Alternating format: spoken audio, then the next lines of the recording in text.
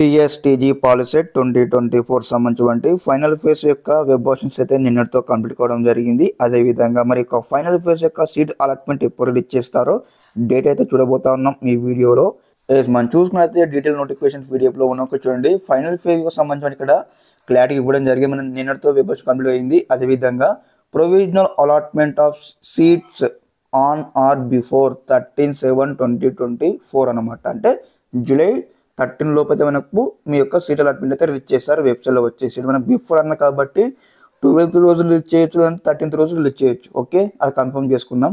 Next తర్వాత మీకు ఇక్కడ సీట్ అలాట్మెంట్ వచ్చిన తర్వాత మళ్ళీ ఆ payment of fee self reporting through website అనమాట. 13 నుంచి 15th వరకు 3 డేస్లో మనం అయితే మళ్ళీ కంప్లీట్ చేసుకోవాల్సి ఉంటుంది.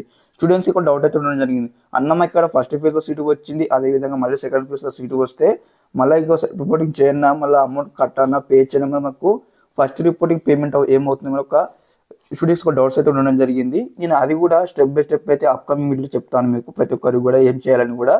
ఓకే, అదేవిధంగా మరి అన్నమ్మ ఫస్ట్ ఫేజ్లో సీటు వస్తే మరి ఫస్ట్ ఫేజ్ సీటు వచ్చింది, మళ్ళీ సెకండ్ ఫేజ్లో సీటు వస్తే ఫస్ట్ ఫేజ్ సీట్ ఉంటుందా క్యాన్సిల్ అవుతుందని అనడం జరిగింది.